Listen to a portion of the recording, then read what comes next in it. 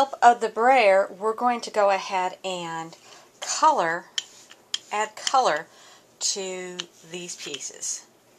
Whoops, really stuck. See, that's really saturated.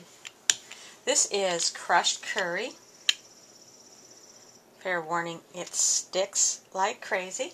I have to confess that I did see this flower idea on a Stampin' Up! Video on the Stampin' Up! Blog.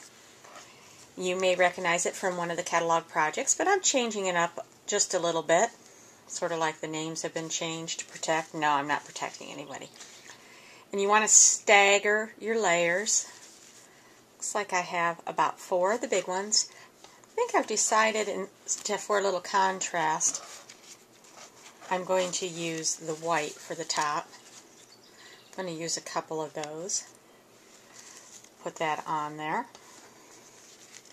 And then we're just going to take a stapler and staple the center and begin crinkling and pinching.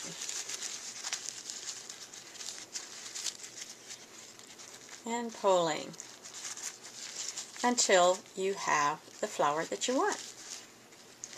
It's just that easy.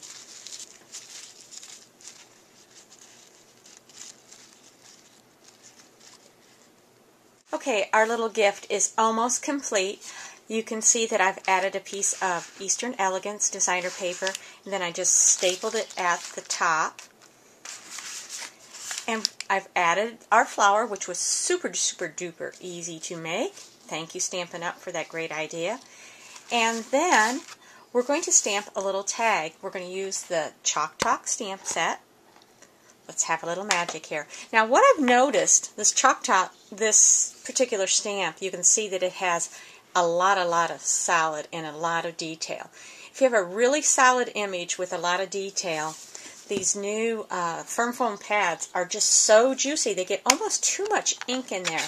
So what I'm going to do on this stamp, because I want a little bit lighter coverage of the ink, is I'm actually going to use my Stampin' sponge and just sponge all over that. This is one time when I want lighter coverage because I don't want that ink going in all the little fine details. So I'm going to ink this up with Smoky Slate, and we'll stamp our tag. So pretty!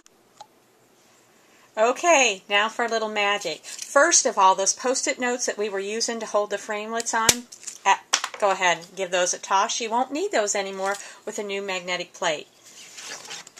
Here's the magnetic plate. It's just solid magnet. You can place your cutting pad on there. You can just line that up. It sticks so well that I can actually pick this up, shake it around, and it doesn't come off, which is super duper great. And then you just put your other cutting pad on, and we'll run that through the Big Shot to cut that out. There you go, a super duper pretty gift that you can make. And it's really not that hard. You can make it for birthdays, for parties, for wedding favors, you name it, there it is.